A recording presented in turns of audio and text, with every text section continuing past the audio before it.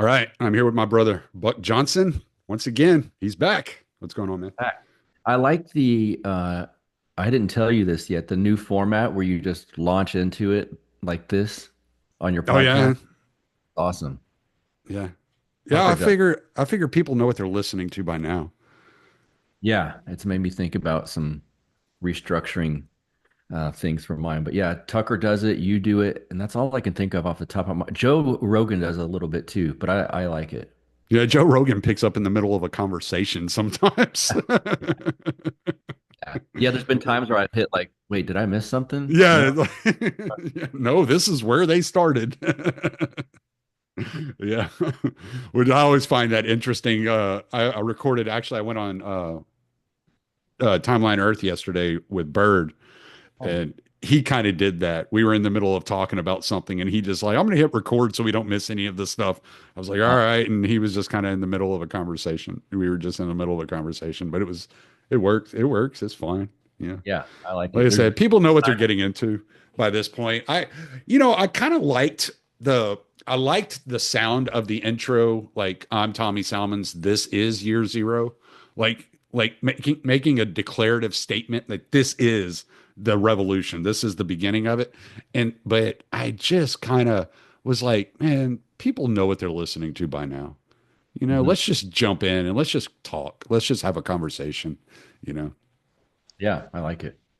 So, well, I appreciate that.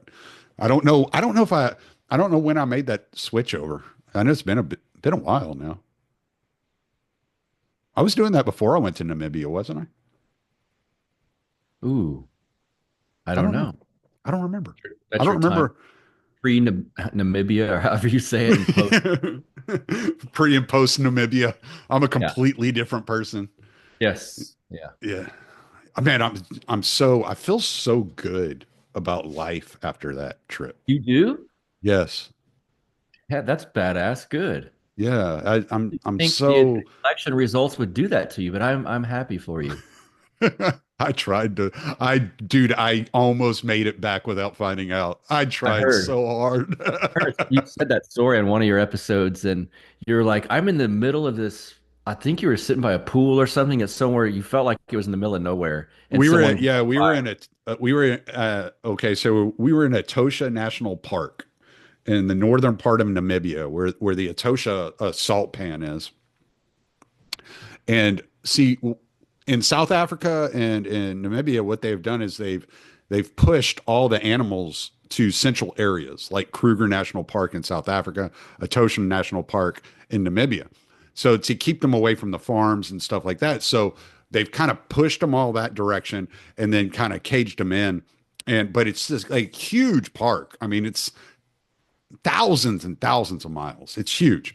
And so you go up there and then you drive through the park and you'll see giraffe and elephants and all living in their natural habitat. And so I was up there, and so they have like different camps in the park because it's so big. So we stayed in Okakoyu, but there was another camp down the road that we wanted to go to, and it was like, I don't know, it was 75 kilometers, so about 100 was that 120 miles, something like that. Um, and we went down there. Maybe I have that backwards. No, I have it backwards. I think it's like something like 40 miles. It felt like forever. It takes like almost 4 hours to get there because you're going down these like little back roads to go to the water holes and see all the animals and see what's going on and all that good jazz. So we drove over there and we're sitting, and they have like this they had a little restaurant there. So when we went up there, I was like, well, let's grab a beer, sit down and have a beer. And we're sitting there at this little picnic table under a tree looking at the swimming pool. There was a swimming pool there. You are right about that. But we're sitting under this little picnic table under a tree. Me and my father-in-law, we're just talking. And this guy, maybe British, I don't know. I I didn't really pick up on the accent like real clearly, but he was just like talking to this little girl, like this, like I say little girl. She was probably like 18, 19 years old. Like I think he was trying to hit on her. I think he was trying to, have some vacation fun. And he's like, what did you think about the US election last night? And I'm talking to my father-in-law and I heard him as they're walking by me, and I just started speaking louder because I didn't want to know. I'm like, I'm out in the middle of nowhere, dude. Like, I don't want to know. I don't care about that stuff, you know. So yeah, but Yeah. yeah, no, dude, it was like one of the coolest vacations I've ever been on. I loved it. I People keep asking me about it, and I'm like, I don't know how to describe like the feeling I got. It was just, it was being like, I love nature. I've always loved like Africa, because growing up watching National Geographic and stuff like that, and so it was like a dream come true to go and just spend 2 weeks like driving around an African country, and just having, just having fun and just enjoying myself and relaxing and camping and all that good jazz, man. It was a lot of fun. I enjoyed it. I loved it. Well, good. That makes me happy. Yeah. The only thing I didn't get to do that I wanted to do was there's an Orthodox monastery about 45 minutes outside of Johannesburg, South Africa, and I did not get to go to the monastery. No, that was the only thing I wanted to do that I did not get to do. Monks or nuns? Monks. Okay. It's fairly new too. Okay. Yeah. But Beatrix wants us to move to Cape Town in 10 years. Hmm. And so I wanted to kind of get in a, like, associate myself with kind of the Orthodox world in South Africa. And I didn't get to do that. And so, like, I was a little disappointed about that. But by the time we got back from Windhoek to Johannesburg, and I have like the 2 days in the hotel. One day I was going to meet with a friend of ours, Carlos, who Beatrix used to work with there when she lived in South Africa still. And, and he's been on my show a couple of times. He's a musician, plays metal, and so I went and met with him and his girlfriend, had lunch with them, and then the next day I went and met with Beatrix's cousin, and they brought me to the airport. So it was just time is the only thing that stopped me from going. I really wanted to go. It was just a matter of getting the time to do it, and it just kind of slipped away from me. It happens. Yeah. You're on vacation. But man, it was awesome. It was awesome. If I didn't have to come back, I wouldn't have come back. Wow. I would have stayed. I would have been like, oh, yeah, Beatrix, you come meet me here, Nice. but yeah, yeah, I loved it. It was like the people in Namibia, like I said this on a podcast a while back. Canada has this reputation of being the nicest people in the world, and Namibians have to give them a run for their money. They're some of the sweetest, just the sweet nature. You can see it in their face. They're genuinely excited to talk with you. And Hmm. it's just so nice. And I think it's part of being like, you ever been to like Wyoming? Yeah, it's been a long time, Okay. but So, you got to like a decent sized state, and yeah. the population's 500,000. Right. Yeah. Yeah. And that's kind of how Namibia is. It's like the country's about twice the size of Texas, and the population is about 2.5 million, 3 million people. Wow. Less than Houston. Okay. Right. Yeah. So it's just there's just this freeness about it. Like, you're not all stacked up on top of each other. So it's really nice. I really enjoyed that. Isn't it funny how you can say that about them and relate it to the space that they allow each other because of how, the population versus the size. And then New York people they're famous for being jerks to everyone, and it's the opposite because Right. everyone. Exactly. Exactly. Yeah. Bird and I were talking about that yesterday. I was like, it's not like even in like in Windhoek, which is like the capital city uh, of Namibia. It's like it's busy, and like, but it's not like Houston busy, right? It's like, I think it's like maybe 200,000 people in this city, probably about the size of like Austin. Uh-huh.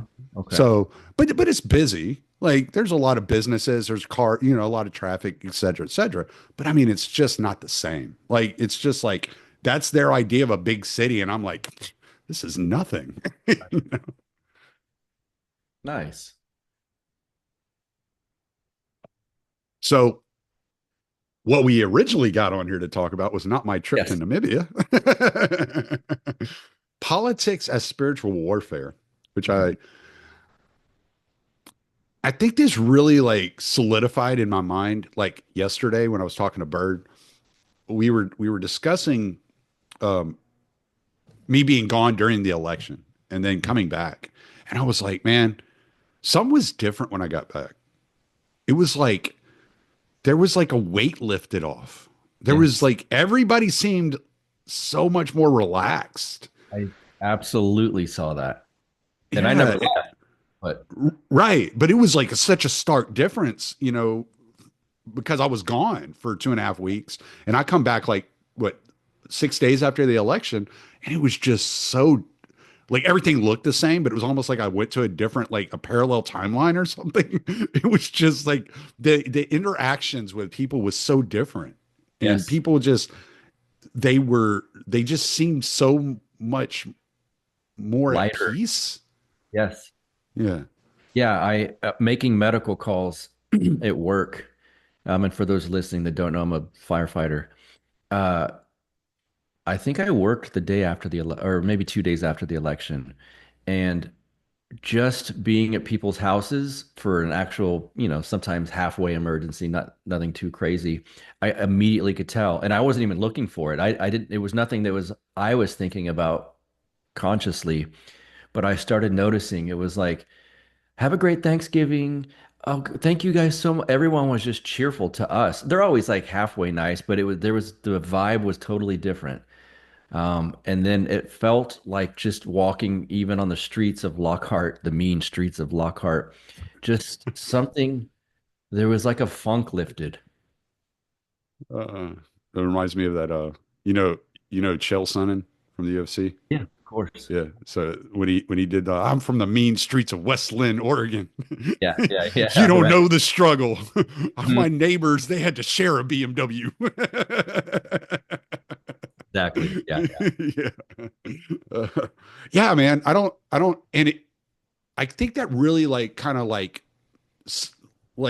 concreted the image in my mind of the spiritual warfare Hmm. that politics is, because I feel like if Kamala would have won, which I never even expected that was a possibility. It just seemed so outlandish to me, like that she could have won. Like when I left, like people were asking me, who do you think's going to win the election? I'm like, Trump. Like it never seemed real to me that she even had a possibility. Like she just, I don't know. She was, I mean, like I said yesterday, she was like half-ass retarded. Like there was it's just Yeah, that's putting it like, optimistically. how Yeah. could you, like, I don't see how people could have taken her seriously. Yes. And if she would have won, I feel like the weight that the feeling that the country had, like when I left, was very heavy, and it was very like stressful to be here and pay attention to politics at all. Mhm. And when I got back, it being such a light mood and everybody seemed so much more at peace and at ease with the way things were. I feel like I feel like it would have been like almost a permanent black cloud to drop over the entire nation had she won, especially given like the things that are going on overseas at the moment. I Yeah, I I think don't you feel like people would have seen any light at the end of the tunnel, right. given like the toppling of Assad, Israel like doing what the hell ever they're doing, um, Ukraine and Russia. I think everybody would have just been it would have just been like doom and gloom if she would have won. And I think this shout out to Jason Miranchuk, the whole spirit of the age thing that he's discussed on your show, my show, his show many times. That helped me put things into perspective. And I heard you speaking with Pete about it on your show too. And this, I think when you're tuned into that change, that there were so many levels of why she wasn't going to win. And that was like the overarching one. It's like we've changed. This is something's clearly changed over this country. She's not, there's no chance. There's no chance that she was like the last gasps of the devouring mother Mm, kind of archetype. There was Hillary who really represents it, but Kamala represents like their failure of it's just like the last gasp. They throw this out, and it's like, well, that we're done with all that stuff. We're moving on. Everyone's moved on, and that's gone. And so I felt that since Jason had started talking about it as time went on, I was like, this seems to make sense to me. And then there was just as I know it gets trendy and cliche, but the vibe shift, you could just tell at you're a UFC guy, just watching Trump with the UFC fans and seeing him at college football things. It was like she has, everyone's moved on. And I know this isn't always the case, but all that she represents was lies, fake. And so I just kept thinking somehow, not that Donald Trump's some shining savior of what represents truth, but it's just the spirit of some of the people, like Lou Rockwell once said on my show, um, the Jacksonian, the people that voted for Jackson were better than Jackson himself. I think it was something along those lines. But the people that like Trump are better than Trump himself. Hmm. Like that had been apparent, and what the regime represents and represented was like all fake and all lies, and that I just thought it was time for that. I didn't think it was just everyone felt that, even if they didn't realize. I could go around my neighbors and go, "Did you feel that?" And they can't articulate it in that manner, but it was, and I noticed, one interesting sign in my own town, the liberals around the area, which there aren't many, the Republicans won every single race up and down the ballot in this county, but they would have liberal, let's say, school board people, or this guy that ran, oh, you're in Texas, Colin Allred against Cruz. They would have his signs and no Kamala signs. Mm. And so even that, I was like, okay, they don't actually like her. And so it just felt the whole thing on her side felt empty. And so thank God that lost. And again, for the fellow Orthodox people listening, I'm not saying that Trump represents truth, beauty, and light by any means, but I think the shift towards that helped him win. So a couple of things. Okay. So I talked to somebody a while back and they were telling me that they live in a very liberal city, but that when Biden and Harris like swapped out, like after the debate, and they pushed Harris in to the starring role, so to speak, that they didn't even bother to switch out their signs, Mhm. which that said something, Yes. right? I don't know what it means, but it says something. It's like you're not even like motivated enough to get a Harris wall sign. Right. You're sticking with the Biden Harris sign. Mhm. Your vote may still go the same way, but there's something you're communicating with people that are undecided, right? That pass your house, and here it is, November 1st, and they see a Biden Harris sign, and they're like, well, Biden's not even on the ticket anymore, Right. so you're communicating something there. And then one of the other things that I don't know, maybe I'm silly about this. Maybe this is just me being hopeful or delusional. JD Vance seems genuinely he seems like he's genuine in his conversion. To Catholicism? Yes. But I, just to Christianity in general, right? okay. And I don't I don't think that I have been convinced that a politician actually believed in Christianity in years. Certainly It's not like, one on the national level. No, right. no, Like not no. even not even George W. Bush. Oh, Yeah, it would you'd have to go back to Ron Paul for me to say that there was any politician that actually believed in what he said about his faith. mhm. And there's something about JD Vance that I really like. And I feel like he's a very genuine person and he's genuinely like tied to Christianity. Yes. And I think he stumbled into Catholicism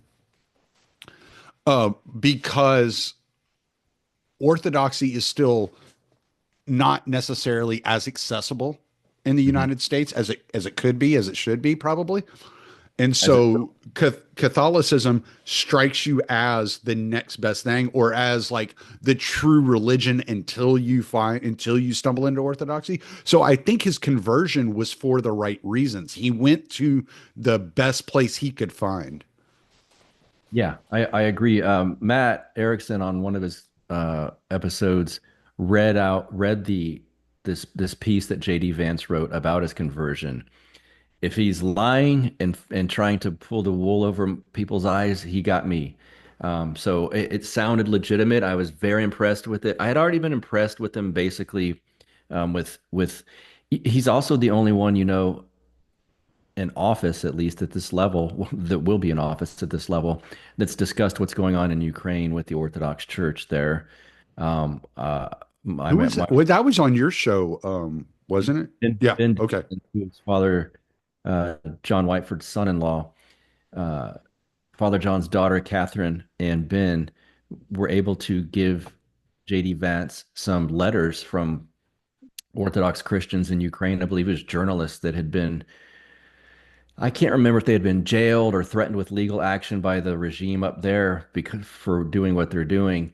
And JD Vance said, "Absolutely, I'll take this," and didn't give them to some friend or agent or whatever press secretary. He took them, put them in his jacket pocket. But he had already made statements saying what's going on with the true Orthodox Church in Ukraine needs to stop and how that's bad. Tucker Carlson, of course, has talked about it, but he's not in office or he's not going to be in office. So Hmm. I thought that was impressive.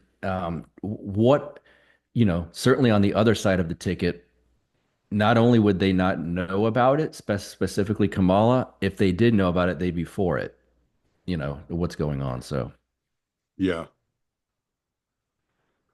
Um, shit. Yeah. I saw this, I mentioned to you beforehand, I saw this already popped up. And one of the things that I said whenever they toppled Assad, and it seems like everything that's going on foreign policy related is heading in one direction, and it's always bad for Christianity. yes. Um, and I heard this video. I'm trying to pull it up on my computer right now because I have it saved on my phone. Hmm? I don't know if you would be able to hear it as well if I played it on my phone and just put it up to my speakers, but I think I can pull it up on my computer. Um, so a few months ago, it was in August. Father Stephen DeYoung had said something on Lord of Spirits that struck me, and let's see, seeing I don't know where all this stuff is. This is why I should have done this ahead of time. Let me see if I can just play it off my phone because Hmm. it's just a couple of minutes long. But when I was listening to it, it really struck me. I was like, that's it. That's what's happening. This is what we're dealing with. Assimilated to be a Roman Catholic song now. So Okay. Okay. that's where we are. Okay. Rewind. All right. Can you hear this okay? Where are we? When are we? So, yeah. So before we start our topic proper, I have something I want to say. Uh-oh. Little grandstanding on the part of Father Stephen. I never do that. I never get on a soapbox or go off on a rant. But this occurred to me. It doesn't necessarily fit with the episode. So, but I don't care. I have a bully pulpit now, which consists of a microphone I talk into in a room. Yeah. There's people freaking out about this whole Olympics thing. And it's as if they've suddenly discovered that the Olympics are pagan. What? And if you're one of those folks who just discovered this, I have bad news for you because the Olympics have always been pagan. They started out pagan. We talked about in our episodes, we were talking about werewolfism. Like the first one, a guy sacrificed a baby and committed an act of cannibalism to get demonic power to win the Olympics. Okay. The Olympics are pagan. Why am I pointing this out? Not just to say like, yeah, duh, why do you think the opening ceremonies look like that? but I think this is emblematic of a larger thing, a larger cultural thing that, while it's not germane to tonight's topic, is very germane to the theme of our show as a whole. And that's that we've been sold this bill of goods since we were kids in our education. We've been taught about this thing that isn't real, and it's called Western civilization, where they try to draw a historical through line starting in like ancient Sumer and ending, depending on your vintage, either in like 19th century Germany or 19th century British Empire, or if you're more my age, ending in late 20th century United States of America. And this is the march of civilization. This is all one thing, one stream. And religiously, what this does is it tries to draw a through line from Sumerian religion, a developmental line from there to 19th century German Lutheranism, the 19th century Church of England, or 20th century, late 20th century American evangelicalism, as the culmination not just of Christianity, but of human religion as a whole. Finally got it right. But everything along the way is part of this tapestry, part of this one tradition, right? We all grew up thinking that cupids were cherubs. They're not. And so when this whole idea was concocted through the Renaissance and the Enlightenment, when the basically European pagan tradition was fusing itself to the Western Christian tradition,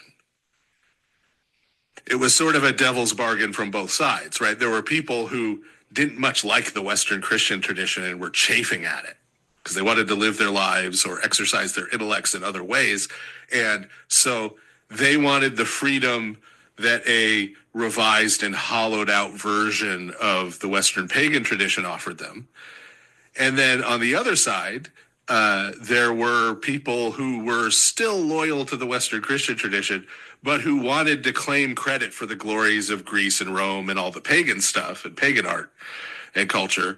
And so they came to this agreement, we'll just fuse all this together and call it Western culture and Western civilization. And now, very timely, you can go all over YouTube. It's in some of our own circles, so shall we say, and find people talking about the demise of the West and the demise of Western civilization and Western culture, this thing that was phony and never existed, that we were all pretending existed. It's not that this thing was real and now it's going away. It's that those two things, which are fundamentally incompatible, Christianity and paganism, are pulling themselves apart again. And guess what? The paganism side is rediscovering its antipathy toward Christianity faster than the opposite is happening. So I was going back listening to some Lord of Spirits, and I ran into that rant, and I was like, holy crap. Like that just, it completely gives a whole new frame to the entire argument as you're looking around. Because what a lot of like people in our culture don't want to admit, and they don't want to face the facts of, is the spiritual world shaped the majority of history, whether they like it or not. There was no such thing as atheists before like the 19th century. That was just ridiculous to think that you didn't believe in some sort of God or worship some sort of deity. That was just insanity, right? And so whenever I look and see like Assad getting toppled, it reminds me a lot of when what was his name? Saddam Hussein was toppled. Right. Mm-hmm. And what did they both have in common? Well, they were holding back the forces that wanted to destroy Christianity in the region. I go to an Antiochian Orthodox church. It's very personal to me because I know people that are personally from Syria, personally from Lebanon. One of my really close friends at church, he's a 70-year-old man. and he has a house. Him and his wife, lovely people. I love them to death. I look forward to seeing them every Sunday when I go to church. They have a house in Lebanon. My priest has a house in Lebanon, Mhm. right? So like this is not, this area of the world is not decoupled from my world anymore. Mhm. And we're watching this, like, this complete attack on Christianity, whether it be in Ukraine or whether it's Israel bombing 1,600-year-old churches in Gaza, or Israel, destabilizing, with the help of the United States, destabilizing Syria, Mhm. allowing the Islamic State to take over. And talking to people that are from that region, they're saying, excuse me, they're saying the factions that are actually taking over in Syria are actually worse than ISIS. They're worse than Al Qaeda. These are more brutal. These guys are more brutal, and they give a they don't care about the life of Christians. And he's like, Tommy, for hundreds of years we had Christian villages in Syria and in Lebanon that had never seen a Muslim, and now the Muslims are raiding those villages and robbing and terrorizing the Christians of those villages because they have free reign to do so, and there's nobody there to keep the balance and the structure alive. And he said, I'm afraid we're looking much more at a Libya situation than an Iraq situation.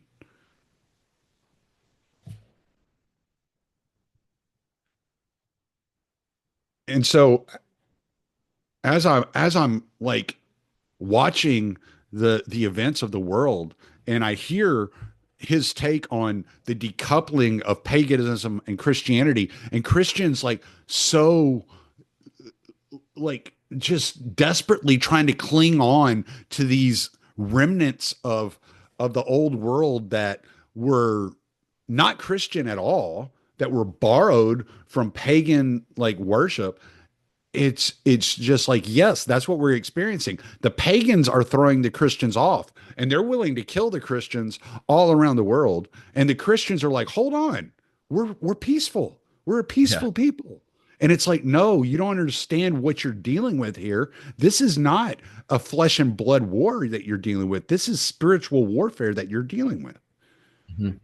I think a lot of modern Christianity has taken, uh, through subversive elements, has taken spirituality out of it, out of its culture, if that makes sense. So I'm not sure if you talk to the boomers down the street who go to the local evangelical church and you talk about exorcisms or spiritual miracles, even, I Mm. think they would think that's quackery. Mm. Uh, I think, and some of the ones I know personally. And so, thinking of things in terms of a spiritual warfare situation doesn't quite click. And so, it's like I think that's, and so of course that gets, there is spiritual warfare, whether you want to participate or acknowledge or learn about it, it's happening anyway. And so obviously if one team, let's say, doesn't really believe that war is going on, that it's just kind of geopolitical and who has the most territory in what area of the world, if that's all you believe, then the spirits that are involved in this can, I mean, they've already won, right? It's if a football team's on the field against another one and one of them thinks it's, well, knows it's the Super Bowl and the other one thinks it's scrimmage, and they genuinely think that, well, who, obviously we understand who's going to start looking like they're on the winning side here. Ultimately, we understand what happens, but I Well, and think the, it makes you go ahead. wonder where they get the idea, right? Which So idea that there's no the spirit? idea that there's no spiritual war, right? Um, Because I mean, like, these are the people that are like sola scriptura, right? yes, right. And so they read the same Bible we're reading. They can read the book of Mark and see that the entire purpose of Jesus's, like, walk was to heal people and to exorcise Yes, demons, right? yes. And nowhere in this Bible that supposedly tells them everything they need to know. Nowhere in this Bible does it say, okay, now all that's over. That's never happening anymore. Right. Yeah, obviously I agree with you, but I know some for a fact think exactly that. And I've never taken a deep dive with any of them into why, but that Jesus was crucified, died, resurrected, and then sits at the right, I suppose, sits at the right hand of the Father, as we would call it. But um, I think that's what they think too. And then, but since then, no more miracles. Christ can perform miracles if needed. You certainly not a saint, not through human beings. And so, if you start to take the mystical, spiritual elements out of Christianity, you kind of have a almost like a Libertarianism.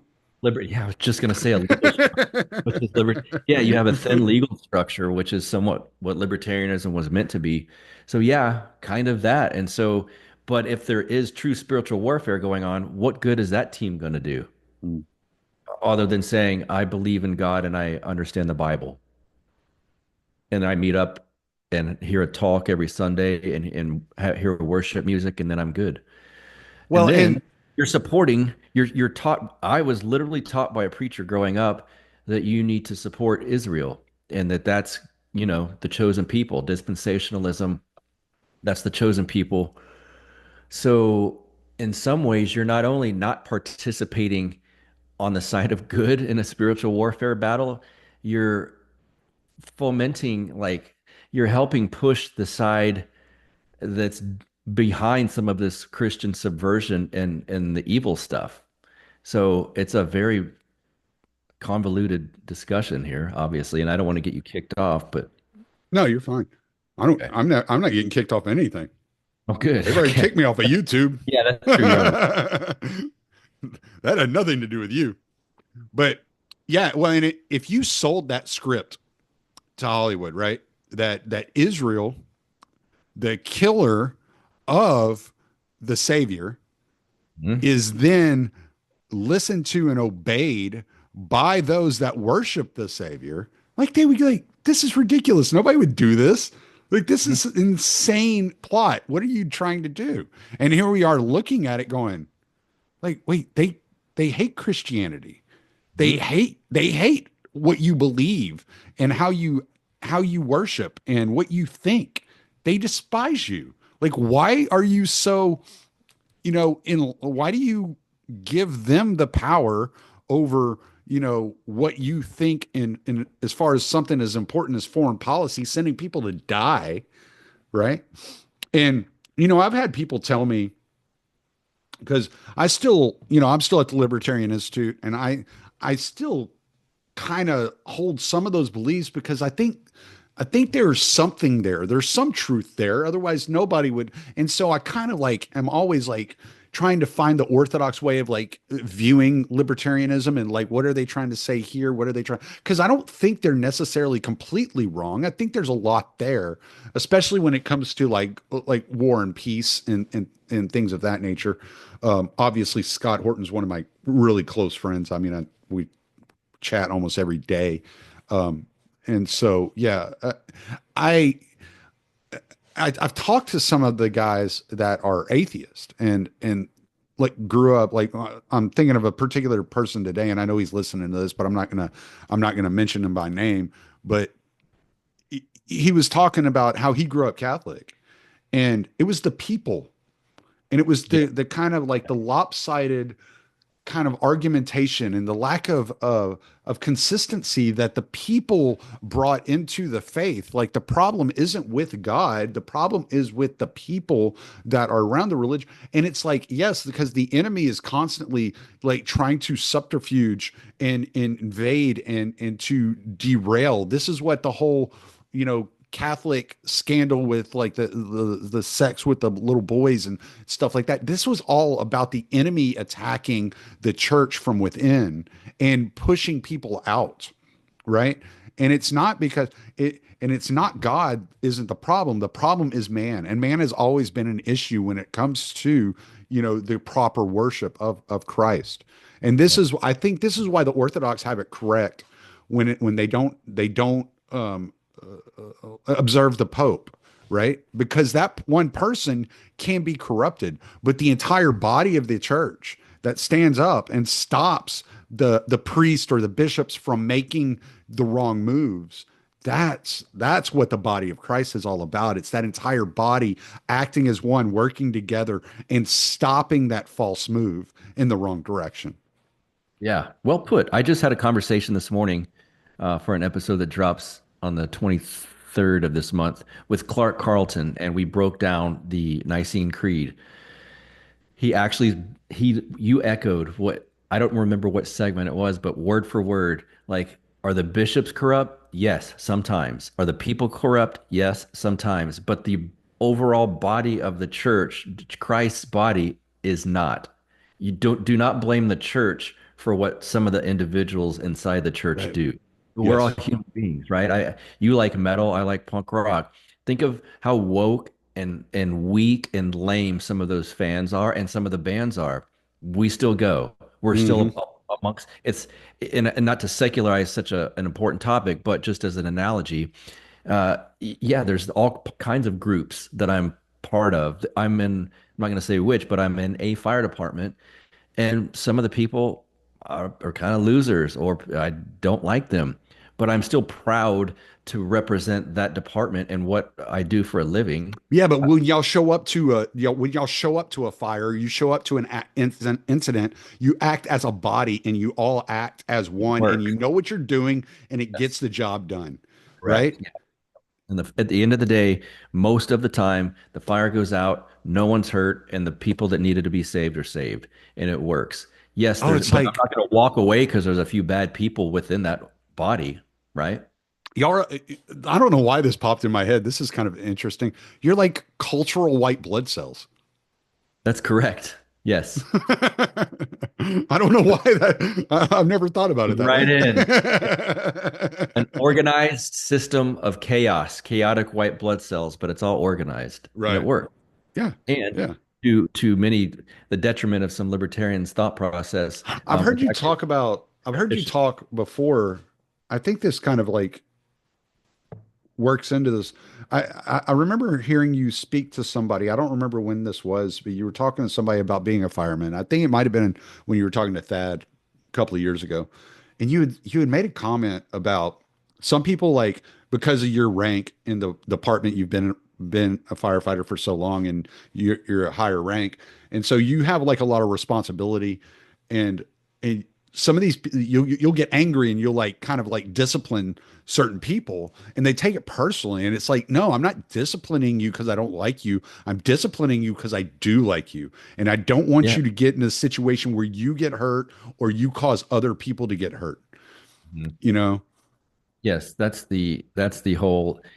If I get onto you, it's like your kids. You understand this. You've got several. It's like your kids. You get onto them to correct them and discipline them because you love them. If you Right. literally didn't care at all about them, you might they do whatever, right? And then Right. you've got Like you can situations. be better, and that's how the priest interacts with the congregation, Yes. you know. Yes. Yeah. Father Turbo told me in a discussion, it's probably similar to the one you might have with him soon. Like there's a point where you're gonna hate me or not like me. He didn't say maybe he didn't say hate, but you're gonna be mad at me or not like me. And I was like, why? Because I'm gonna tell you something that you won't like to hear. It's like, okay, well, like that, and maybe that is the case with some people that come to him, but maybe because of my job and rank structure, I'm like, I totally I totally understand that, and if I'm Yeah, I mad at get the you, hierarchy. And I yeah, know I that get it. the reason I come to you is because I know I'm not doing it well on my own. Like, right? And if I walk away going that bastard, I need to look right into a mirror Mm-hmm. and say that Because you're bastard. probably the bastard. Yes, not him. Yeah, that's the problem, and it's like the Protestants that are like, these church fathers were wrong about this. And it's like, if you're reading a church father and you go, I think they're wrong, maybe go Right. get that mirror Well, again. in the arrogance it takes to say the man that walked with Christ or the man that walked with the man that walked with Christ didn't know what he was talking about. It's like But I he do. was there. Right. Like Yes. he was there. Right. Like you're getting secondhand information. He was there. Yes. Like Right. what You want to, like what makes you think you have a better idea? yeah. For your libertarians listening, do you want to learn about, let's say, Murray Rothbard's thoughts and beliefs from Lou Rockwell and Hans Hermann Hoppe, who were with him, or Chase Oliver, right? That's a big difference. And so Right. to knock on the original people that were there and knew the people that were there, it takes a special kind of pride to think that Well, you're correct.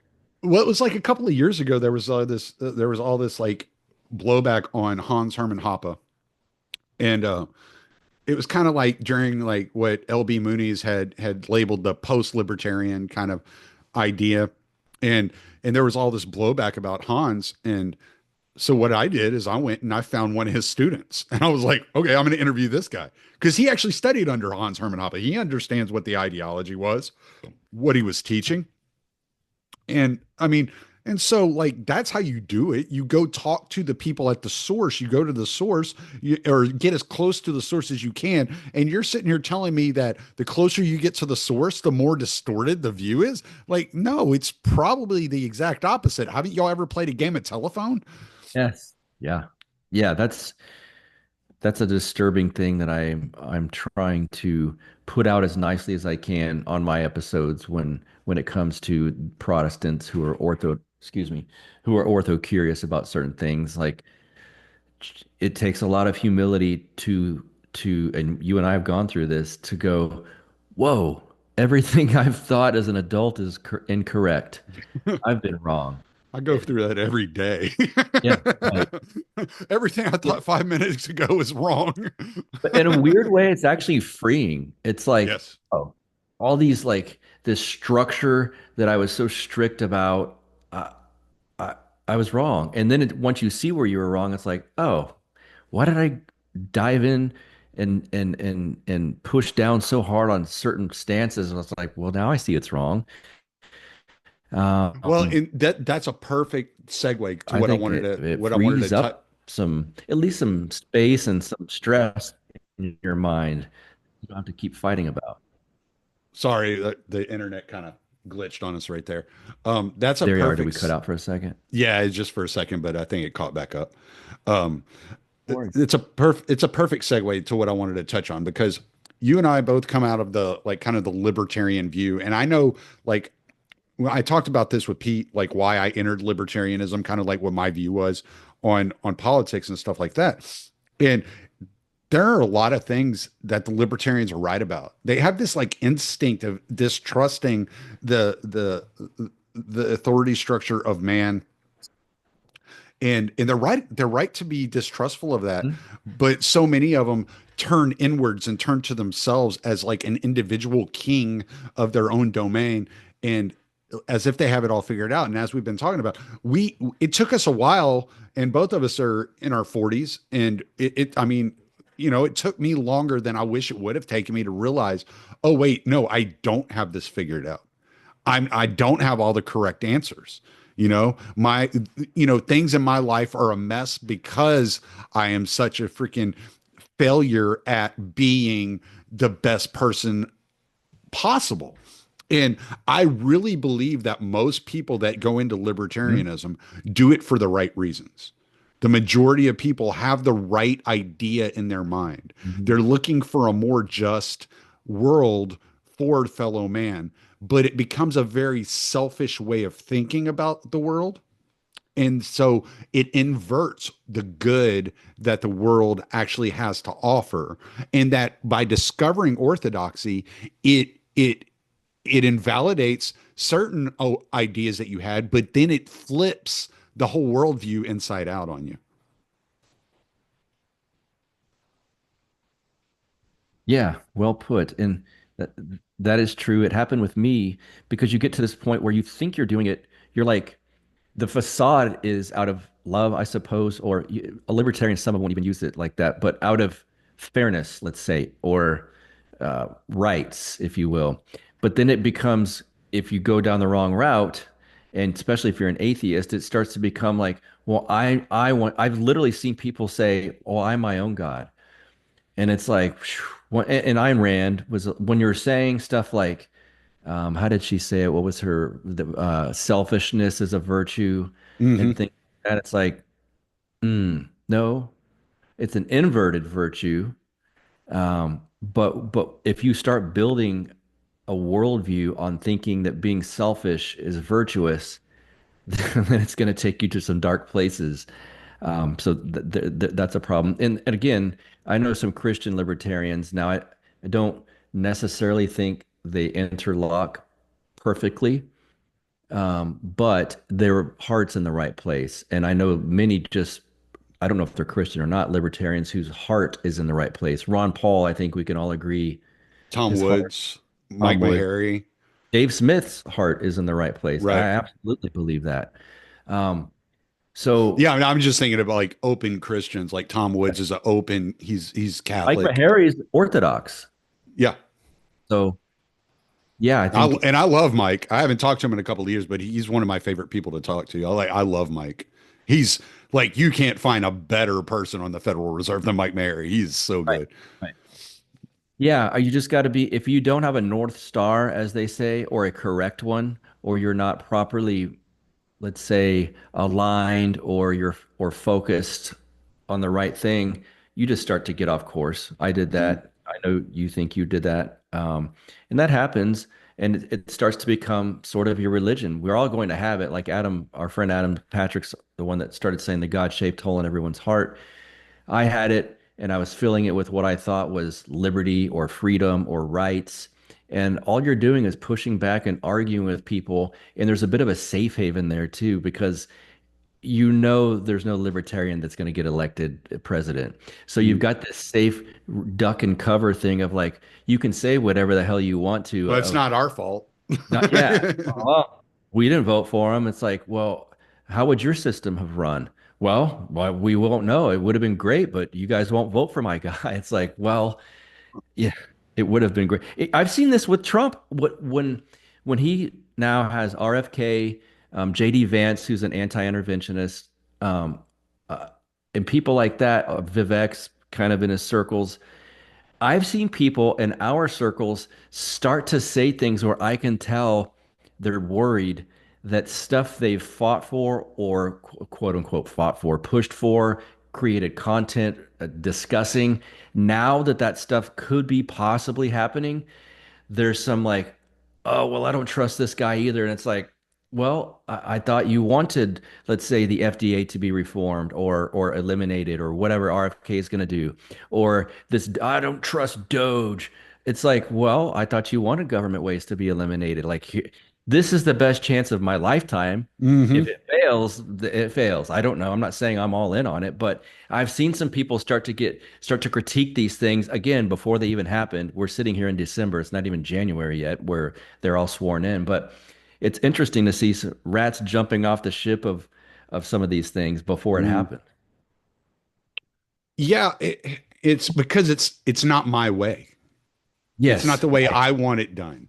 Elon's not Murray Rothbard or something Right. like, or but they're getting Ron Paul as an advisor at least. It's like, Yeah. I mean, this is close. In our lifetime, there's never been a closer moment to that sort of thing. I would at least give them a grace period without just, well, I don't trust these guys. It's like, guys, this is kind of what you've been fighting for. Does it look perfect? No. If you, again, you're letting the perfect be the enemy of the good here. So we'll see what could You be know good. what? You know what else? You know what else I've discovered, and one of the things that I think makes it very difficult for me sometimes to even podcast, um, is that with the Orthodox mindset, so much of it is inwardly focused on bettering yourself and kind of picking apart your own faults that it's hard for me to look around and pay that much attention to everybody else because Mhm. I got so much work I have to do on me, right? In that, how am I supposed to work on me if all I'm doing is looking around, like pointing out, the splinter in my brother's eye whenever I got this log hanging out of my eye that really got to like deal with, you know?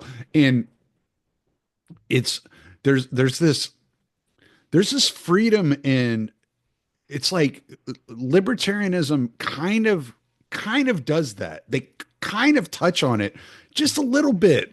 They're like, yeah, it's on you, it's your responsibility, Mhm. right? But they take it in this materialist direction, Oh, and absolutely. and they miss completely what your responsibility actually is and where everything begins and where the base is. And Yeah. and so you skip all the good stuff and like the real painful things, Mhm. and and you jump right into the materialist world. And so you're kind of missing like this really key element of what your actual personal responsibility is. Big time. At the same time, you're preaching, like Harry Brown used to say, and I've seen other libertarians say it, freedom or liberty, if you will, is the same coin, just the opposite side of responsibility. You can't have one without the other. But there's a very human tendency to jump into a philosophy that's very logical, like libertarianism can be, and go, "Oh, cool. This is what I believe. Yep, this is right. I'm right. Cool." But it's like, what you didn't create the philosophy. It didn't, you didn't do anything to enhance anything, including yourself, other than like, now I'm good. I've got this argument I can win. Um, and what did that do for you What did in you win? to win there? Yeah. Yeah. Did you win friends and influence people? Like, what did you Oh, you win? probably Like, lost friends. Yeah, is the problem. So it is nice to see guys like Dave Smith and Tom Woods who are content creators that I have followed kind of their long timeline who have moved along as things have been revealed. Maybe not to the extent that we wish they would on certain aspects, but they're not. It's, Tom Woods of 2024 isn't Tom Woods of 2009, and same mm, with Dave Smith. So, but you can get stuck in this rut of just quoting things and trying to win an argument, and we both see that, I'm sure, on Twitter a lot. Um, and it almost, you start to sound sociopathic at some point, and you're like that guy that doesn't like Mark Claire Jack or whatever.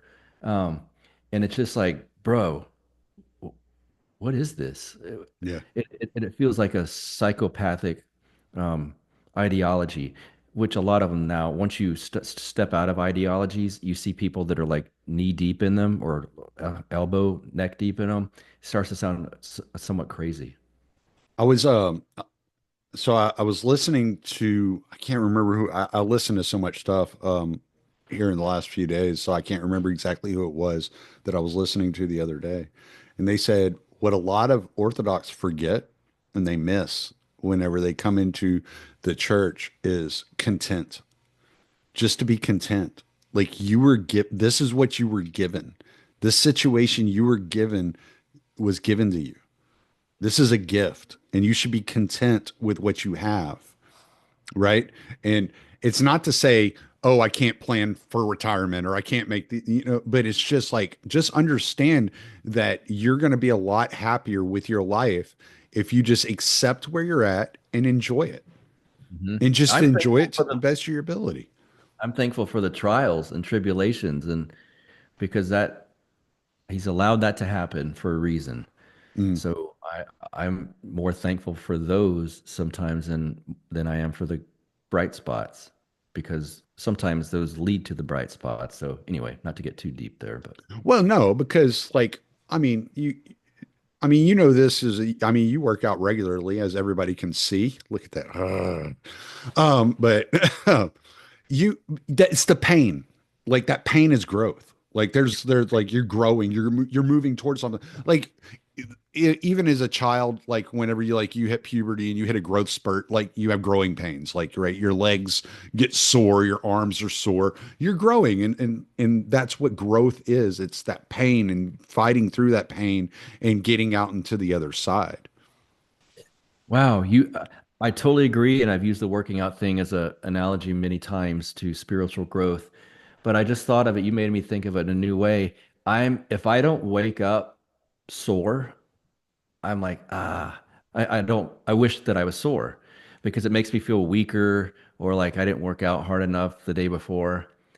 I need to start thinking when I wake up, if there's some struggle, I need to, or if there's no, it feels like there's no struggle, I should be like, it's not good. Maybe I should crave the struggle as much as I'm craving the pains in my arms, legs, and whatnot from working out. So there's this old thing called Footprints in the Sand. Have you ever seen this? Okay. Yeah. Okay. I've got a massive like 20 by 20 frame of it in my living room. No, I'm joking. But yeah. I heard somebody talking about this from an Orthodox perspective, and they were like, this man had gone, he had lived a life like Job and gone through all these struggles. His wife had died, his kids had died, he lost all his wealth, and he gets up to heaven and he's standing there and he looks at Christ and he said, "Where were you when I was hurting?" And Christ said, "I needed to see you struggle." Mm-hmm. And I was like, "Oh," because that's what carrying your cross is all about, right? It's like that struggle. And it's like if you can just keep that in your mind when things are going wrong and things are bad, and you can just go, "Well, this is just what I gotta, this is the cross I have to bear today." Like that's that. And it's different for everybody, right? Like my life is pretty easy. It's mundane, it's chill, etc. I have things that irritate me or whatever, but for the most part, I'm extremely happy with my life. I went through most of my struggle when I was younger, Mm-hmm. and I've come to a point where things are pretty laid back. And my life is pretty laid back. And I like it that way, because I went through the drama and this. There are things because of decisions I made in the past that I've given up opportunities that I'm not allowed. Like I think that's the wrong way of saying. There are things that I can't do in good conscience going forward because of decisions I made in the past, right? Let's just say, like for instance, okay, I've been divorced 2 times. I have 5 kids from 2 separate marriages, and I'm on my third marriage. I can't be a priest. Mm-hmm. Like that's not an option for me. I can't, right? Also, I've been told that I can't be a godfather because of this. Really? Yes. But it doesn't mean I can't play a role in people's lives. It Absolutely. doesn't mean I can't be close to people.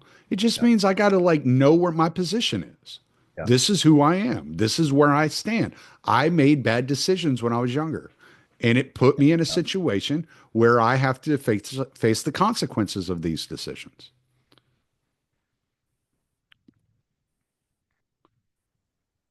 Oh, we got a little froze there. You catch all that? Yeah, there you are. We're back. There you are. Yeah. Damn Yeah. internet, I got man. the yes. And those are all lessons though that you can pass on whether you're a godfather or not. Right.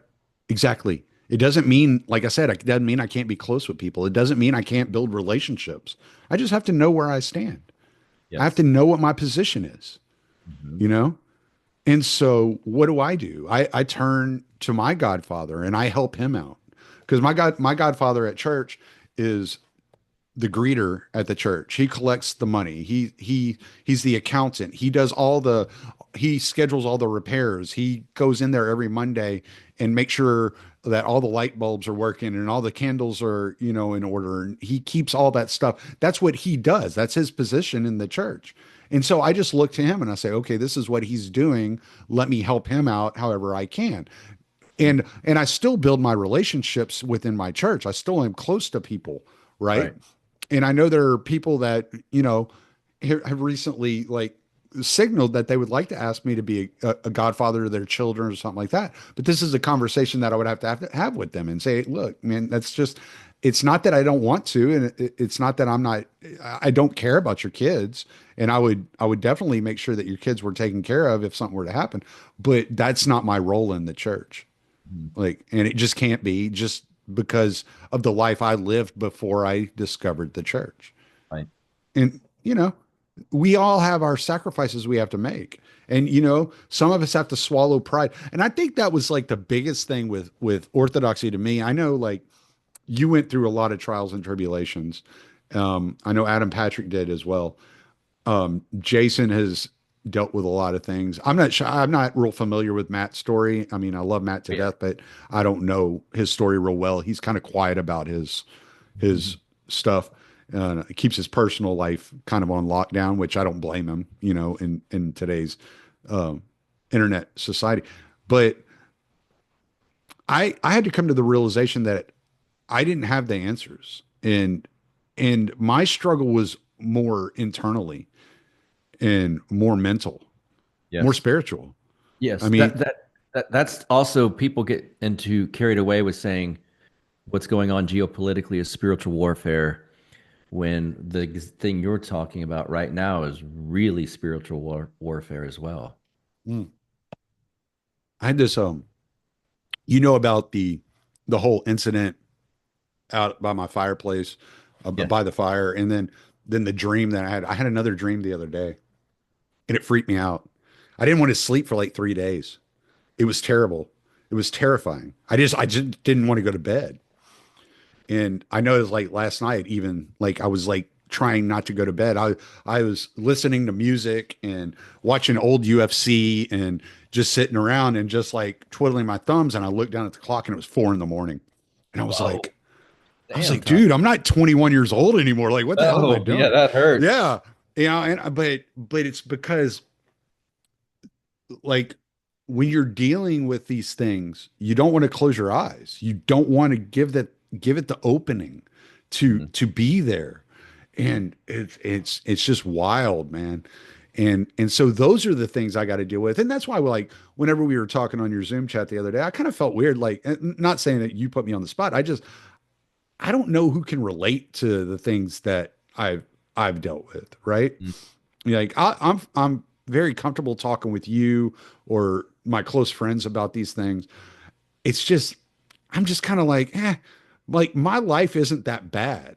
Like my life's pretty good, like Mhm. comparably to different people. And so I don't like I said, I went through a lot of the struggles early before I even discovered Orthodoxy. Mhm. Life was really difficult on me, but yeah, my life's good, man. I don't really have a lot to complain about. I'm pretty. Oh, Father Turbo just texted me. I'll have to get back with him. Mhm. Uh, he's asking about you. Live. No, he didn't. Yes, he did. He seriously did. Oh, goodness gracious. All right. All Yes. right. So yeah, I'll have to respond after that, after we're done here. Um, so I uh I have to be conscious of what other people are going through because other people aren't like I think I don't know if I've heard it say that it's genetic or in the blood or it's experience related, et cetera, et cetera. Um, but not everybody's as sensitive to things as I am. Um, Correct. and so it's not that I like shy away from talking about these things. I will talk about these things like I mean, I just did that episode with Top Bird. Lobster and Raven Oh, the other oh, day oh, I where see. Okay. yeah, yeah. And I had like Danny posting the picture of the figures by the fire and stuff like that up on the video. So we talked about that type of stuff. Like I'm not afraid to talk about it. I just don't feel like like everybody's like willing like needs to hear about it. I You agree. know? Not even specific. I know exactly what you're talking about.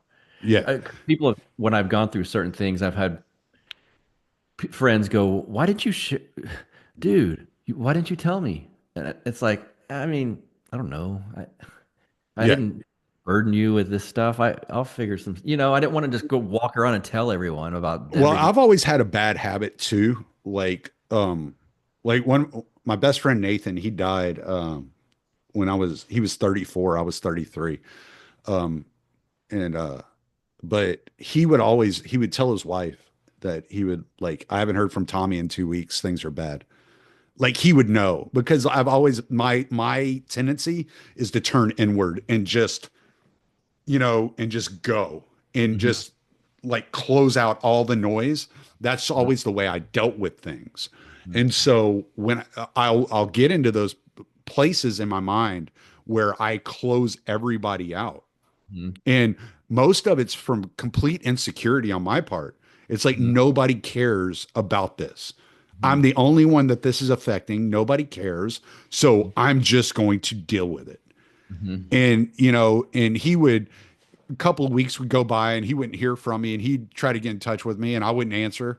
And then a month later, I'd call him and be like, "Hey, dude, I saw you called, blah, blah, blah." And he was like, "Yeah, are you okay?" I'd be like, "I am now," you know, Yeah, and by it then was you had worked it right. out. Worked my way through whatever that storm at that time was.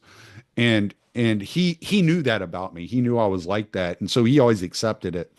Um, and him dying, that was really difficult. I mean, it was like I said, I was 33 at the time. It was 12 years ago now, but it was very difficult when it happened because I had never had a friend that had lasted that long. He was like, we had been best friends for like 19 years. We'd gone to high school together. Like we had known each other since we were 14 years old. So it was very difficult to deal with that. And then Pete saw whenever my dog Pinky died, before I got Boogie and Butters. Pete was around back then in 2019. He and I were already friends, and that it was like I replaced Nathan with Pinky. It was Mm. like that was the new one, and and so you know when you come from a situation when you've grown up in a situation where there have been so many people that have let you down, you Mhm. know, whether like I said, I've been married two times before. My first wife, she left me when I was in the military, had an affair with one of her best friends and ended up marrying him. My second wife, she would sleep with anything that moved. So that was a bad deal from the word go, though. And so you're so used to people letting you down, it's very hard to get to that point where you open up to somebody and where Mhm. you and so this like doing the podcast, that's part of like why I do it because it is kind of like cathartic to talk about things that are on my mind or that I'm going through. Mhm. Now here And I it's am just now we're in a psychology like session. I'm like laying on the couch here. it's still spiritual warfare. It's still It a topic. is. It is. It absolutely is. And but I think my point is I just want people to understand where I'm coming from and relate to what I'm trying to um, give them as far as the information when we come into these topics. Mhm. Yeah, well put. I've had that similar struggle with opening up to others. I've been almost chastised by friends or family members or what, like, why did you not tell me? You know, I would have helped. You know, we're family. You listen, and it's like I could just go put on loud music and work out really hard, and kind of, and then drink.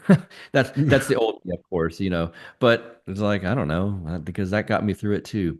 Not that it did get me through it as well as maybe they would have, but at the time, that's my mom. So.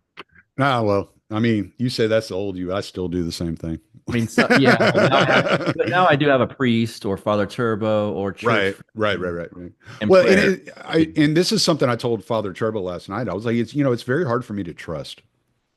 I was like, and but I need the discipline. Yeah, So, I mean, it's gonna be a struggle, you know. good one though. Yeah, You've but hired I need you've that hired struggle. a big trainer. Yeah, no doubt, no doubt. Yeah, yeah, no doubt. But I need that struggle, and I need somebody to hold me accountable at times. You know. Good. Yeah. So, but well, shit, man. We're going hour and a half. You got Oh, anything you want to? when's this dropping? Well, not this week. Next. Okay. So the next I'm the not next Thursday. okay. That's still in December. I will have dropped my last two episodes of this year by then, and I'm skipping over New Year's Eve. These drop every Tuesday, and New Year's Eve I'm taking it off from my producer. To be honest, I was thinking about doing it.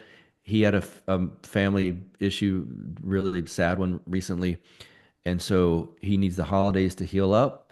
So counterflowpodcast.com, go subscribe to us on the YouTube page, and we will start again, whatever that first Tuesday of January is. So already got some people lined up. It'll be good. I feel like I talked way more than you did in this episode. Maybe I just needed to get things off my chest. I take Blue Cross Blue Shield, whatever your insurance. Let me check with the CEO. Yeah, check it with the Okay. Okay, that was off-color joke. I shouldn't be telling those jokes. I'm bad. Bad boy. All right, Buck. Well, I appreciate it, man. Hang on one second. We'll chat for a second.